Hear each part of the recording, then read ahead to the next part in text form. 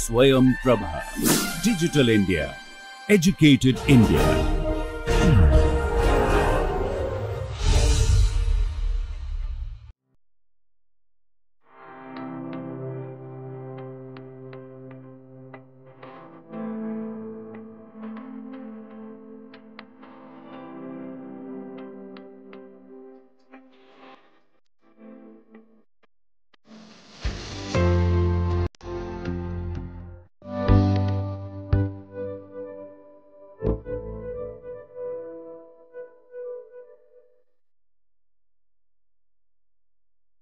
আজকে আমরা একটা বিশেষ টপিক আলোচনা করব, যেটা হচ্ছে মেটাল মেটাল বন্ডিং।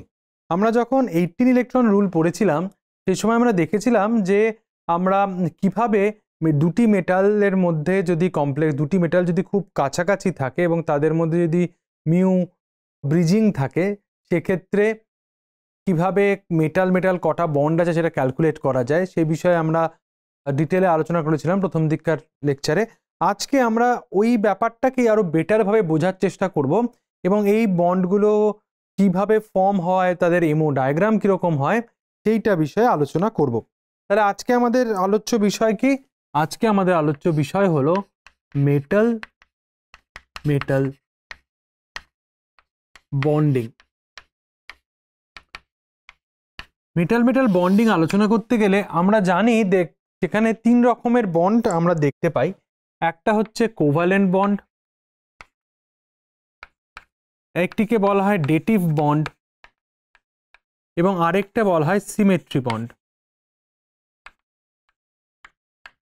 এই তিনটের মধ্যে দুটো আজকের টপিক। আর কোভালেন্ট বন্ড কি সেটা তো তোমরা জানো। কোভালেন্ট বন্ড মানে হচ্ছে যে বন্ডে electron shared from each metal center, মানে যদি দুটো মেটালের ক্ষেত্রে আমরা ভাবি, তাহলে আমরা দেখতে পাবো যে সেখানে দুটি মেটালই একটি একটি করে বন্ড ইলেকট্রন দেবে। মানে আমি অনেকটা বলার চেষ্টা করছি, এই রকম দুটি ইলেকট্রন দিয়ে তারা মেটাল মেটাল বন্ড তৈরি করলো, রাইট? এরকম ভাবে দুটি বন্ড ইলেকট্রন দিয়ে তারা এরকম ভাবে মেটাল মেটাল বন্ড তৈরি করলো। ডেটিভ বন্ডটা কি? ডেটিভ বন্ডটা হচ্ছে একটা মেটালের যদি পরিপূর্ণ ডি অরবিটাল থাকে বা ইলেকট্রন ডেনসিটি বেশি থাকে ডি অরবিটালে, আর আরেকটা মেটাল যদি ইলেকট্রন ডেফিসিয়েন্ট হয়, মানে তাদের এমটি অরবিটাল থাকে, তাহলে এই ফিল্ড ডি ইলেকট্রন যুক্ত যে মেটালটা সেটা ইলেকট্রন ডেনসিটি এমটি অরবিটাল যুক্ত যে মেটালটা সেখানে ইলেকট্রন ডেনসিটি ডোনেট করতে পারে। এবং এই ধরনের যে বন্ডটাকে বলা হয় থাকে, আমরা এটাকে ডেটিভ বন্ড বলবো। ডেটিভ বন্ডের ক্যারেক্টারিস্টিক্স কি? ডেটিভ বন্ডের ক্যারেক্টারিস্টিক্স হচ্ছে one metal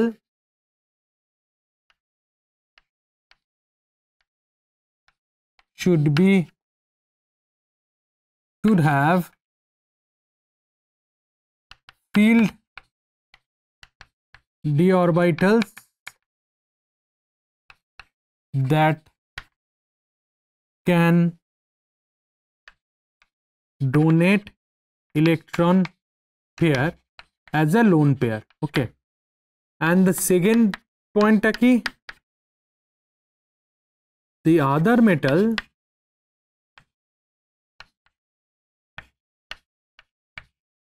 should be electron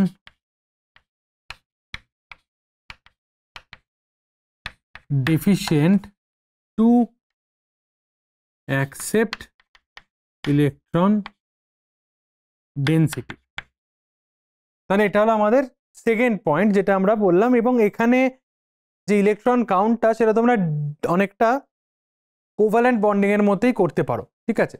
আর একটা হচ্ছে যে সিমেট্রি টাইপ, যেটা আমি এখানে এটা মোছার চেষ্টা করব, এটা অনেকটা নিচে নেমে গেছে, জায়গা কম। তো আরেকটা যেটা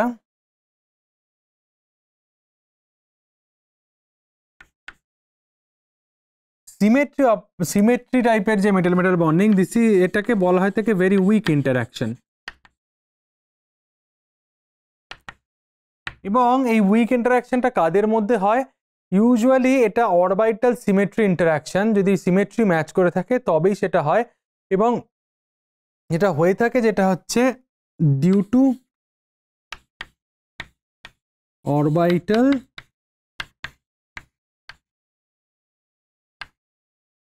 সিমেট্রি ম্যাচ। আর কাদের মধ্যে হবে? এটা হবে হচ্ছে যে তাদের মধ্যেই যাদের মধ্যে মেটাল মেটাল বন্ডিং অরবিটালটা ফিল্ড রয়েছে, এবং আরেকটা বন্ডিং বা অ্যান্টি বন্ডিং অরবিটাল যদি আমাদের ভ্যাকেন্ট থাকে, ইলেকট্রন ডেফিসিয়েন্ট হয়, তাহলেই দেখা যায়। So it happens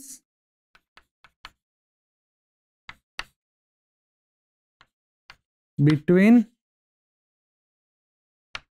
field metal metal orbital with vacant antibonding or bonding orbitals.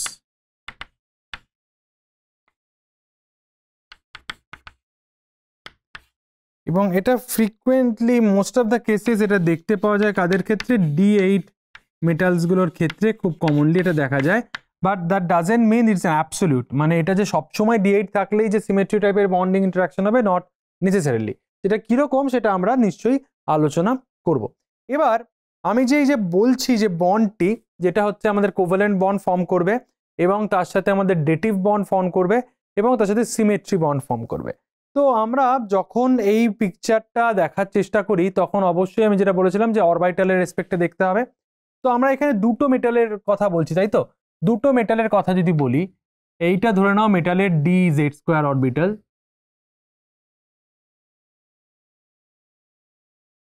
এটার সাথে আরেকটি মেটালের DZ² অরবিটাল ওভারল্যাপ করতেই পারে, রাইট? এটা আমরা জানি, এবং এটা একটা কোভ্যালেন্ট বন্ড ফর্ম করবে। সেক্ষেত্রে একটাই ক্যারেক্টারিস্টিক্স যে এদের দুজনের যে সিমেট্রি, সেই দুজনের সিমেট্রি কিন্তু সিমিলার হতে হবে। এদের সিমেট্রি সিমিলার, তাহলে এটা হচ্ছে আমার একটা মেটালের সেন্টারে, এটা হচ্ছে আরেকটা মেটাল সেন্টারে, this is with Z² head on overlap হয়েছে। তাহলে এই যে বন্ডটি তৈরি হবে সেটা কি ধরনের বন্ড তৈরি হবে? এই বন্ডটি যেটা তৈরি হবে সেটা আমাদের হবে সিগমা বন্ড। বন্ডটা হলো আমাদের সিগমা বন্ড, এবং আমরা ধরে নিলাম এখানে যে মলিকুলার অ্যাক্সেস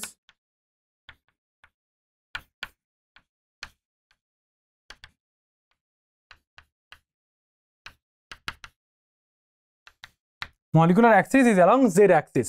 এবার তাহলে আমাদের আর যে দুটো অরবিটাল পড়ে রয়েছে DYZ আর DZX, আর DX² - Y² is orthogonal, right? DX² - Y², এটা যদি তোমার z অ্যাক্সিসের ডিরেকশন হয়, DX² - Y² এটা হচ্ছে প্লেনে হবে। এবার DXZ, DYZ আর DXY এরা কোথায় কোথায় থাকবে, রাইট? তো DXYটাও কিন্তু আমাদের এই প্লেন DX² - Y² এর প্লেনেই হবে, বাট অ্যালং দ্য অ্যাক্সিস হবে না, রাইট? এবার আমরা যদি DYZ আর DZX এর কথাটা ভাবি, তাহলে তারা কিভাবে সিমেট্রিক্যালি অ্যাটাচড হতে পারে সেটা আমাদের দেখা যাক। তো এটা ধরে নাও DXYটা বাদে,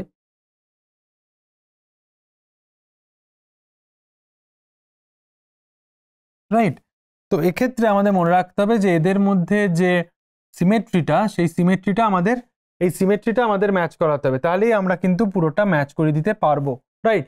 তো এবার যদি এটার রেসপেক্টে ভাবো, তাহলে সিমেট্রিটা সেম হতে হবে,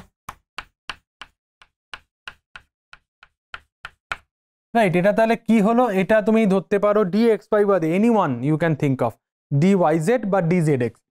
তো DYZ যদি আমি ধরি, এটা কি ধরনের ইন্টারাকশন হবে? এটা তো আর সিগমা বন্ড করা সম্ভব না, আমরা জানি। তাহলে এটা যেটা হবে সেটা হচ্ছে আমাদের এক ধরনের পাই। একইভাবে YZ যদি এটা হয়, তাহলে XZ এর ক্ষেত্রেও, যেখানে Z কম্পোনেন্ট আছে, XZ এর ক্ষেত্রেও একই সিমিলার টাইপের সিনারিও দেখবো, শুধু এদের ওভারল্যাপের যে সিনারিওটা সেটা একটু ডিফারেন্ট হবে। আমরা এই বন্ডগুলোকে একটু ল্যাটারালি একটু ইলংগেট করে দিতে পারি এইদিকে, মানে এরা দুজন কিন্তু একই প্লেনে নেই, সেটা মনে রাখতে হবে তোমাদেরকে, রাইট? এরা দুজন কিন্তু একই প্লেনে থাকবে না। এইটুকু মনে রেখে তোমরা যদি ছবিটা আঁকার ভাবার চেষ্টা করো, তাহলেই তোমরা বুঝতে পারবে আমি ঠিক কিভাবে এটাকে ড্র করতে চাইছি। ওয়াইজেড আর এক্সজেড কিন্তু একই প্লেনে নেই, যে ওয়াইজেড রয়েছে ডি ওয়াইজেড রয়েছে ওয়াইজেড প্লেনে, ডি এক্সজেড রয়েছে এক্সজেড প্লেনে, রাইট। এবার এইভাবে এখানেও তুমি সিমেট্রি ম্যাচ করিয়ে দাও।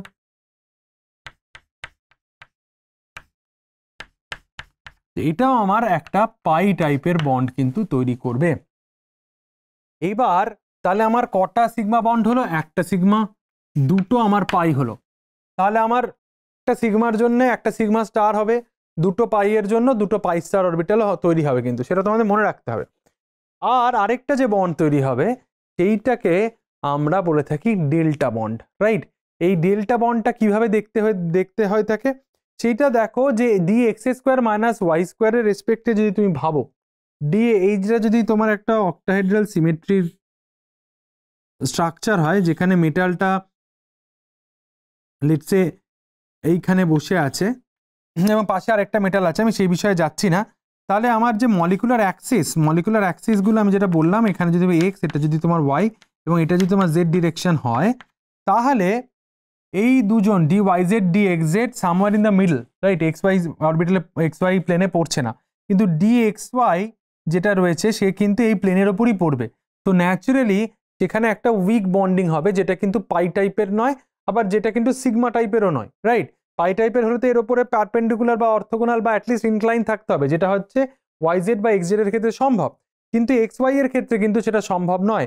X square minus y square থাকবে অ্যালং দ্য প্লেন, আর এক্স ওয়াই থাকবে ইন বিটুইন দ্য প্লেন। তাহলে সেক্ষেত্রে কিন্তু আমাদের না সেটা সিগমা বন্ড হতে পারবে, না সেটা পাই বন্ড হতে পারবে, সেইটা হবে একটা নতুন ধরনের বন্ডিং, যেটাকে আমরা বলে থাকি ডেল্টা বন্ড। এবং সেই ডেল্টা বন্ডে কিন্তু এই অরবিটালের যে ডিরেক্ট ওভারল্যাপ, সেই ডিরেক্ট ওভারল্যাপটা কিন্তু আমাদের সম্ভব নয়। তাহলে এটা কিরকম দেখতে হবে? একদম এক্স্যাক্টলি যেরকম আমরা এতক্ষণ আঁকলাম সেরকমই, বাট এদের মধ্যে ওভারল্যাপের সিচুয়েশনটা তৈরি হয় না।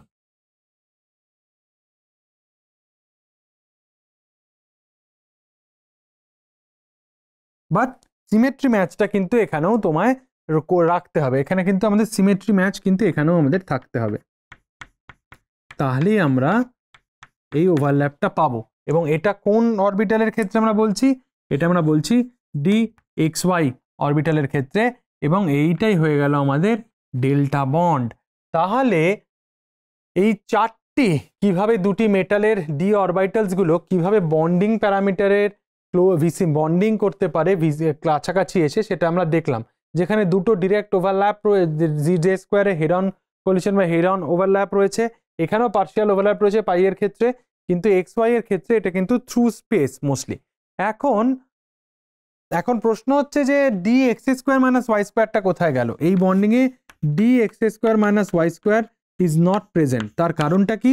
তার কারণ d x square minus Y স্কোয়ারের ক্ষেত্রে কিন্তু মেটাল লিগ্যান্ড বন্ডিং এর জন্য d x square minus y square কিন্তু ইউজ হচ্ছে, রাইট।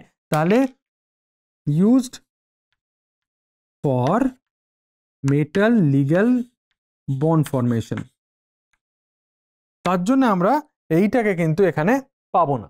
এবার তাহলে ভাবা যাক যে এদের এমও ডায়াগ্রামগুলো ঠিক কিরকম দেখতে হবে, এদের এমও ডায়াগ্রামটা ঠিক কিরকম দেখতে হবে সেটা আমাদের ভাবতে হবে। আমরা ধরে নিলাম আমরা একটা মেটাল স্কোয়ার প্ল্যানার কমপ্লেক্সের রেসপেক্টে ভাবার চেষ্টা করছি। তাহলে আমার স্ট্রাকচারটা কিরকম মেটাল স্কোয়ার প্ল্যানার কমপ্লেক্সের? এটা আমার একটা মেটাল, এটা একটা মেটাল, এরা দুজনেই যদি আমাদের স্কোয়ার প্ল্যানার হয়, তাহলে আমরা খুব সহজেই এরকম একটা ছবি এঁকে দিতে পারি এদের, যেখানে আমার চারটি লিগ্যান্ড এবং আমরা এই বন্ডটা নিয়ে আলোচনা করছি। তাহলে উই আর কনসিডারিং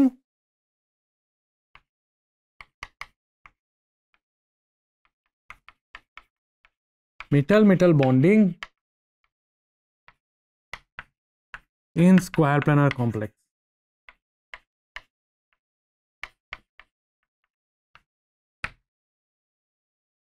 দুটো মেটালের ক্ষেত্রে আমরা কটি অরবিটাল নিয়ে কথা বলছি? এখানে চারটি অরবিটাল নিয়ে কথা বলছি। কি কি অরবিটাল তারা? চারটি অরবিটাল আমরা পরপর এঁকে দিই। তাহলে এই অরবিটালগুলো আমাদের কে কে? এই অরবিটালগুলো আমাদের আছে d z square, d x y, d x z, d y z, আর কি অরবিটাল আছে? D x y. এখানেও তাই হবে, d z square, d x z, d y z আর ডি এক্স ওয়াই। এই চারটে অরবিটাল নিয়ে আমরা ভাবছি, রাইট। এবার তাদের মধ্যে আমরা দেখলাম কি কি বন্ড তৈরি হচ্ছে, তাদের মধ্যে আমাদের তৈরি হচ্ছে সিগমা বন্ড। সিগমা বন্ডের এনার্জেটিক্যালি সব থেকে বেশি স্টেবিলাইজড হয়ে গেল, এটা হয়ে গেল আমাদের সিগমা, আর তার করসপন্ডিং অ্যান্টিবন্ডিং হচ্ছে সিগমা স্টার। তারপর কে হবে, তারপর বেটার ওভারল্যাপ কোথায় আছে, পাই বন্ড, তার মানে পাইটা সিগমার পর স্টেবিলিটি পাবে এবং সেখানে কটার পাই আছে, দুটি পাই বন্ড থাকবে, তাহলে আমরা সেটাও ফিল আপ করে দিলাম, দুটি পাই বন্ড তার সাথে দুটি পাই স্টার।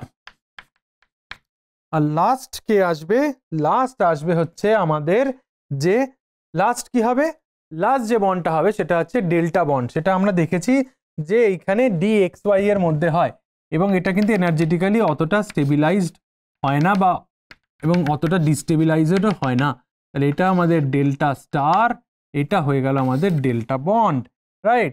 তাহলে তোমরা দেখতে পেলে এমও ডায়াগ্রাম অনুযায়ী কিভাবে আমরা এই পুরো জিনিসটাকে মেটাল মেটাল বন্ডিংটাকে আমরা সুন্দরভাবে জাস্টিফাই করে দিতে পারি এই ক্ষেত্রটাতে, রাইট। এবং এটা স্কোয়ার প্যানেলের কেসেই আমরা কিন্তু আলোচনা করছি।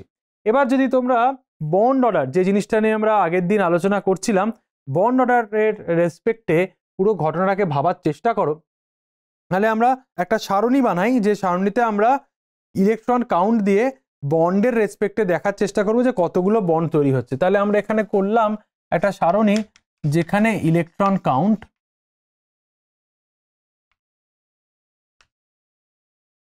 অন মেটাল, তার সাথে আমরা দেখব হচ্ছে রেজাল্টিং মেটাল মেটাল বন্ড। কি কি কম্বিনেশন, আমি সিমিলার কম্বিনেশন ধরেই আলোচনা করছি এখন। D1 D1, D2 D2, D3 D3, D4 D4, D5 D5, D6 D6,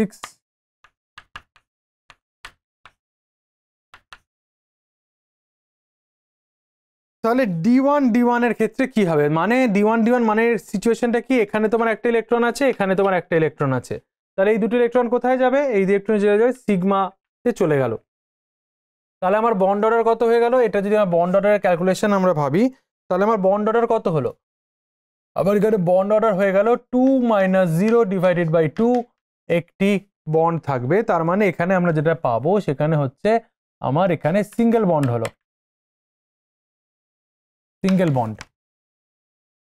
এবার D2 দিই, D2 ইলেকট্রন যদি আমি এখানে ঢুকিয়ে দিই, তাহলে আমার এখানে হয়ে গেল হচ্ছে, তাহলে আমাদের কি হয়ে গেল, এইখানে দুটো শেয়ার অবস্থায় রইলো, তাহলে চারটে টোটাল ইলেকট্রন হয়ে গেল। এগেন বন্ড অর্ডার তোমার কত হয়ে যাবে, বন্ড অর্ডার হয়ে গেল 4 - 0 বাই 2 ইকুয়ালস টু 2, তার মানে এটা হয়ে গেল আমাদের ডাবল বন্ড।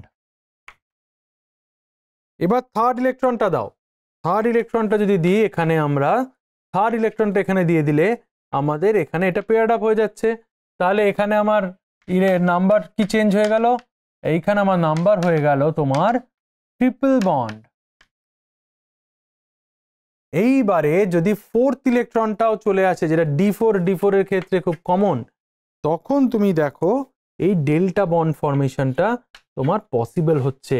তাহলে D4 এমন একটা জায়গা যেখানে আমরা কিন্তু ট্রিপল এর জায়গায় কোয়াড্রিপল বন্ড পাবো, এবং সেটার কারণই হচ্ছে মেটাল মেটাল বন্ডিং ইন্টারাকশন, এটাকে বলা থাকে কোয়াড্রিপল বন্ডিং।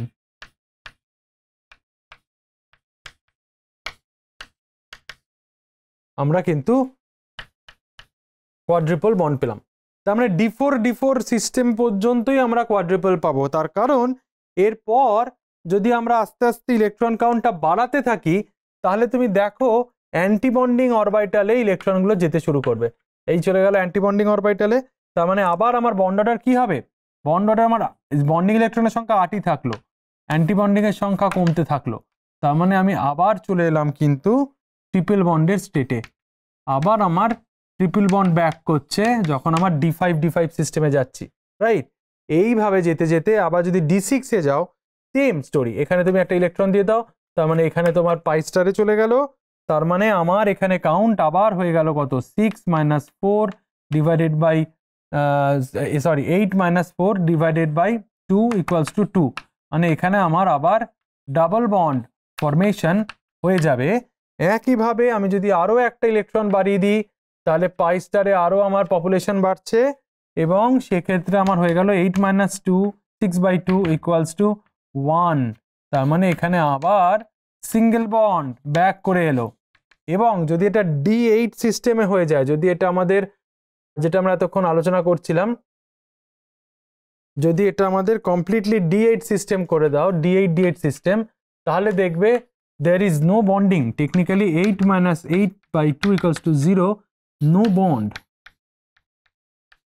এবং নো বন্ড সিচুয়েশনটাই আমরা যেখানে দেখব D8 এর ক্ষেত্রে সিমেট্রি অপারেশনস হয়ে থাকে, যেখানে এই D8 সিস্টেমের ক্ষেত্রে আমরা দেখতে পাবো এটা একটা এক্সেপশনাল কেস। এবং এইখানে আমরা দেখব যদিও এখানে কিছু নেই, তাও কিন্তু এখানে যে বন্ডিংটা হয়ে থাকে এটাকে সিমেট্রি অপারেটেড বন্ডিং বলা হয়ে থাকে।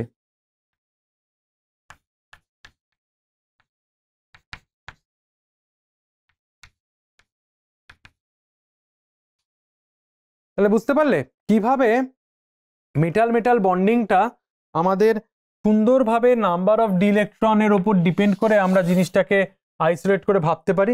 আশা করি এই জায়গাটার এই আইডিয়ালজি দুটা এবং এদের পুরো ডিসকাশনটা তোমাদের খুব ভালো লেগেছে। এরপর আমরা দেখার চেষ্টা করি যে মেটাল মেটাল বন্ডিং এর ক্ষেত্রে কিভাবে আমরা কিছু এক্সাম্পল দিয়ে আলোচনা করি যে কোভালেন্ট বন্ড কিভাবে হয়। এবং মজার ব্যাপার হচ্ছে যে দুটো স্কোয়ার প্ল্যানার মেটাল যখন এমও ডায়াগ্রামে আমরা যখন দেখলাম ইন্টারঅ্যাক্ট করছে এবং সেক্ষেত্রে আমরা দেখলাম কিভাবে ডি অরবিটাল ইলেকট্রনের স্প্লিটিংগুলো হবে, কিন্তু যদি তোমার ডি অরবিটাল ইলেকট্রনই না থাকে, ইলেকট্রন যদি ডেফিসিয়েন্ট হয়, ধরে নাও টাইটেনিয়াম +4, রাইট, ভ্যানাডিয়াম +5, তাহলে তুমি কি করবে? তাহলে অবভিয়াসলি তোমার মেটাল মেটাল বন্ডিং এর কোনো জায়গাই নেই, রাইট? তো এটা তোমাদের মনে রাখতে হবে এবং জেনে রাখতে হবে যে যদি আমার দুটি ইলেকট্রন অ্যাভেলেবেল থাকে, after satisfying the coordination environment and after satisfying the valency, যদি আমার দুটি ইলেকট্রন থাকে তাহলে ম্যাক্সিমাম আমি ডবল বন্ড অবধি পেতে পারি। এবার আমরা একটা ছোট্ট এক্সাম্পল দেখে নিই। লেটসে আমরা একটা ট্যান্টেলামের একটা এক্সাম্পল দেখি এবং সেখানে দেখি যে কটা আমার বন্ড হওয়া সম্ভব হয়। তো আমরা একটা ট্যান্টেলামের কমপ্লেক্স চুজ করছি, কটা বন্ড হবে সেটা তোমরা আমাকে বলবে। এই ট্যান্টেলামের বন্ডিং এর ক্ষেত্রে আমরা দেখব যে এখানে আমার দুটো ক্লোরাইড ব্রিজিং রয়েছে, ওকে, আর তার সাথে দুটি করে ক্লোরাইড এমনিতেও অ্যাটাচড অবস্থায়, এদের সাথে দুটি করে আরো দুটি করে ক্লোরাইড কিন্তু আমাদের অ্যাটাচড অবস্থাতেও রয়েছে। তার সাথে আমাদের আরেকটা বন্ডিং এ রয়েছে হচ্ছে একটি লিগ্রান টেট্রাহাইড্রোফিউরান, যেটাকে আমরা বলে থাকি, আর এর সাথে একটা আমাদের পাই বন্ড থাকবে, যেটা আমাদের একটা অ্যালকাইন বাউন্ড অবস্থায় থাকবে, যেটা দুটোর সাথেই বন্ড করবে। ধরে নাও এখানে তোমার একটা টারসিয়ারি বিউটাইল গ্রুপ রয়েছে, যেটাই দুটোর সাথে বন্ডেড অবস্থায় রয়েছে। এবার যদি আমি তোমাদের বলি যে ট্যান্টেলামের অক্সিডেশন স্টেট কত, ট্যান্টেলাম গ্রুপ 5 এ পড়ে, রাইট, ভ্যানাডিয়ামের সিরিজে। এখানে 1 2 3 4 5 6 6টা ক্লোরাইড রয়েছে। অ্যালকাইনটা অ্যালকাইন কোনো রকমের নেগেটিভ চার্জ দেয় না, আর টেট্রাহাইড্রোফিউরানও কোনো রকমের নেগেটিভ চার্জ দেয় না, right, 2 electron donor neutral donor, but ক্লোরাইডগুলো 2 ইলেকট্রন -1 চার্জ ডোনার। তাহলে প্রত্যেকটা ট্যান্টেলামের অক্সিডেশন স্টেট কত হয়ে যাচ্ছে? +3 আর +3। তাহলে এই প্রত্যেকটা ট্যান্টেলামে কটা করে ডি ইলেকট্রন থাকবে? প্রত্যেকটা ট্যান্টেলামে আমরা দেখতে পাচ্ছি যে আমার দুটি করে ডি ইলেকট্রন থাকবে, আর দুটি করে ডি ইলেকট্রন থাকলে এদের মধ্যে ম্যাক্সিমাম কটা বন্ড হতে পারে? এই কনসেপ্ট অনুযায়ী যেটা আমরা আলোচনা করলাম যে দুটি 4টি ইলেকট্রন টোটাল হবে, তাহলে আমার এইখানে টোটাল 4টে বন্ডিং ইলেকট্রন থাকবে এবং 4 - 0 হয়ে আমার টোটাল যে বন্ডিং হবে মেটালের সেটা কিন্তু আমাদের হবে হচ্ছে আমাদের দুটো মেটাল মেটাল বন্ড আমরা দেখতে পাবো। একইভাবে আমরা যদি আরেকটা এক্সাম্পল দেখি, ধরো লেটস সে ট্রিপল বন্ডের একটা এক্সাম্পল দেখি। ট্রিপল বন্ডের এক্সাম্পলে আমি চুজ করলাম মলিবডিনামকে, লেটস সে আমি ধরো মলিবডিনাম চুজ করলাম। বন্ড আমরা আঁকবো, আগে আমরা কাউন্টটা করে নিই, তারপর আমরা বন্ডটা আঁকবো।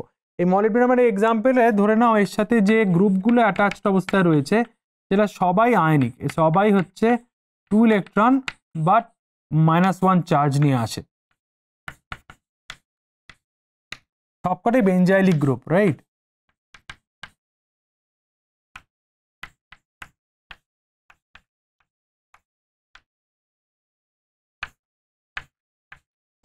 এবার এটা ম্যাঙ্গানিজ কার গ্রুপে পড়ে? Group 6, right? এই মলিবডেনাম কার গ্রুপে পড়ে? ক্রোমিয়ামের গ্রুপে পড়ে, রাইট? তার মানে 6টা ইলেকট্রন থাকবে, কিন্তু এদের প্রত্যেকটাতেই অ্যানায়নিক লিগ্যান্ড আছে। তার থেকে তাহলে এটা প্রত্যেকটা মলিবডেনামের উপর চার্জ কত? প্রত্যেকটা মলিবডেনামের 3টে করে চার্জ রয়েছে, এবং এদের মধ্যে অ্যাভেলেবেল ইলেকট্রনের সংখ্যা, দুটোর ক্ষেত্রে অ্যাভেলেবেল ইলেকট্রনের সংখ্যা হচ্ছে আমাদের 3টে। তাহলে 3 3 6 আমার এখানে ফিল্ড আপ হয়ে গেল। 6 অ্যান্টিবন্ডিং অরবিটালে কোনো ইলেকট্রন থাকবে না, তাহলে আমার এই রুলটা স্যাটিসফাই করছে। এবং মলিবডেনামের মধ্যে কটি বন্ড থাকবে? মলিবডেনামের মধ্যে একটি ট্রিপল বন্ড, দুটি মলিবডেনামের মধ্যে একটি ট্রিপল বন্ড ফর্ম করবে, এবং ইউজুয়ালি এই ট্রিপল বন্ডের ডিস্টেন্সটা হয়ে থাকে খুবই শর্ট, 2.17 অ্যাংস্ট্রম। আর ট্যান্টালামের যে বন্ডটা আমরা বললাম, যেটা যেহেতু ট্যান্টালামের সাইজটা একটু বড়, এবং তার জন্য এই বন্ডটা হয়ে থাকে আমাদের 2.68 অ্যাংস্ট্রম, রাইট? এবার ক্রোমিয়ামের ক্ষেত্রে এরকম একটা ট্রিপল বন্ডেড কেস কিন্তু আমরা আলোচনা করতে পারি। ধরুন আমরা ক্রোমিয়ামের একটা কমপ্লেক্স নিলাম, যেখানে আমার ইলেকট্রন ডেফিশিয়েন্ট বা পাই অ্যাসিডিক যে সিস্টেমসগুলো আছে, এখানটা তোমার সিপি আছে ধরে নাও, আরেকটা ক্রোমিয়ামেও সিমিলার টাইপের সাবস্টিটিউশন আছে আমার, আর তার সাথে আমার থাকবে হচ্ছে তোমার একটা সাইক্লোপেন্টাডাইন। একই ঘটনা এখানে ঘটাও, তাহলে প্রত্যেকটা ক্রোমিয়ামের বন্ডিং ডিস্টেন্স ভাবো। ক্রোমিয়ামে ইউজুয়ালি এটা আমাদের D6, কিন্তু সিপি -1 দিয়ে এরা কিন্তু আমাদের হয়ে যাবে D5 সিস্টেম। দুটোই কিন্তু আমাদের D5 সিস্টেম, এবং প্রত্যেকেরই +1 চার্জ আছে, রাইট? দুটোরই কিন্তু +1 চার্জ আছে। এবার D5 সিস্টেম হলে কটা বন্ড হতে পারে? D5 সিস্টেম হলে আমরা দেখতেই পাচ্ছি এরপর মানে 5 যে আমাদের 5 10টা ইলেকট্রনের ঘটনা ঘটে যায়, তখন কিন্তু আস্তে আস্তে অ্যান্টিবন্ডিং অরবিটালে ইলেকট্রনগুলো ঢোকা শুরু হয়, এবং সেক্ষেত্রে আমাদের ক্রোমিয়াম বন্ডের সংখ্যা হয়ে যাবে 3টে।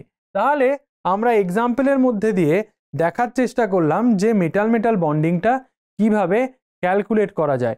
এবং এই কোয়াড্রিপল বন্ডের একটা খুব ইম্পর্টেন্ট পার্ট আমি এখানে একটা বলতে চাই, যে প্রফেসর অ্যালবার্ট কটন, যিনি দীর্ঘদিন ধরে টেক্সাস A&M এ কাজ করেছেন, অ্যালবার্ট কটন যখন এই বিষয়ে রিসার্চ করেছিলেন, তখন তিনি একটা প্রথম ক্রিস্টাল স্ট্রাকচার রিপোর্ট করেছিলেন। সেটা হয়েছিল একটা ক্রোমিয়াম কোয়াড্রিপল বন্ডের।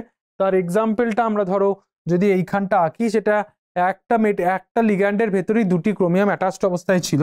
এইটি ছিল তার ওভারঅল স্ট্রাকচারটি।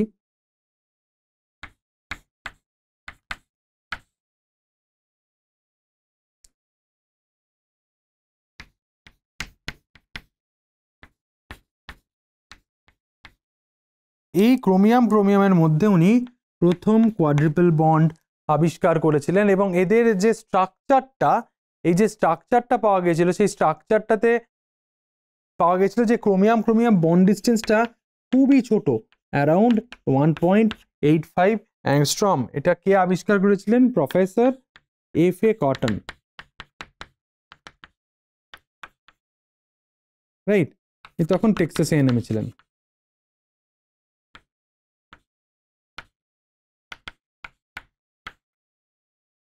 তো এটা অন্যতম একটা এক্সাম্পল এরকম কোয়াড্রিপল বন্ডিং এর।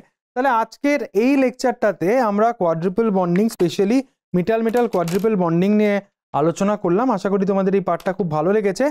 এরপরে আমরা আরেকটা আলোচনা করব যে এই কোয়াড্রিপল বন্ডিং এর ক্ষেত্রে কিভাবে কোন ধরনের সিমেট্রি হয়। আমরা রিহিয়াম বেসড একটা এক্সাম্পল নিয়ে আলোচনা করব কি ধরনের সিমেট্রি হয়, এবং সেটাতে কিভাবে রোটেশনাল ব্যারিয়ার থাকে এই কোয়াড্রিপল বন্ডিং এর ক্ষেত্রে, সেই বিষয়ে আমরা কিন্তু আলোচনা করব। এবং তারপর আমরা ডেটিভ বন্ডিং নিয়েও কিছু ছোট প্রশ্ন করব, এবং সবার শেষে আমরা সিমেট্রি নিয়ে আলোচনা করব। তাহলে আজকের আলোচনায় আমরা যেটা করলাম, কিভাবে মেটাল বন্ডিং ফর্ম হয়, কত রকমের বন্ডিং হয় মেটালের মধ্যে, তাদের মধ্যে যে কোয়াড্রিপল বন্ড, যে আমাদের ডেল্টা বন্ড মেটালের মধ্যে DXY দিয়ে, সেটা কিভাবে তার এমো অরবিটাল ডায়াগ্রাম করতে হয়, এবং সেটা স্পেসিফিক্যালি আমরা যেটা স্কোয়ার প্ল্যানার কেসের ক্ষেত্রে আলোচনা করেছি, এবং কিভাবে নাম্বার অফ ইলেকট্রন বাড়তে থাকলে আস্তে আস্তে আমরা বন্ডটা বাড়তে থাকে, এবং পরে নাম্বার অফ ইলেকট্রন অনেক বেশি বেড়ে গেলে কিভাবে কমতে থাকে, এবং তারপর কিভাবে সিমেট্রি অপারেটেড বন্ডিং এ যায় D8D8 সিস্টেমটা, সে বিষয়ে আমরা জানলাম। কিন্তু এই বিষয়ে আমরা আলোচনা করব পরবর্তী ক্লাসে।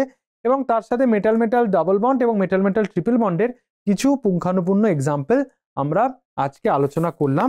আশা করি তোমাদের এই জিনিসটা ভালো লেগেছে, এবং এই ধরনের কোয়েশ্চেন্স কিন্তু তোমাদের প্রবেশিকা পরীক্ষাগুলোতে খুব থাকে, যেখানে তোমায় total number of metal bond কটা আছে সেটা ক্যালকুলেট করতে হয়, এবং তার জন্য কিন্তু ইলেকট্রন কাউন্ট এবং ডোনার ক্যাপাবিলিটির বিষয়ে কিন্তু তোমাদের বুৎপত্তিটা থাকা খুব দরকার। তো জন্য ভালো করে পড়ো এবং ভালো করে প্র্যাকটিস করো, যেটা আমি প্রত্যেকটা ক্লাসেই বলে থাকি।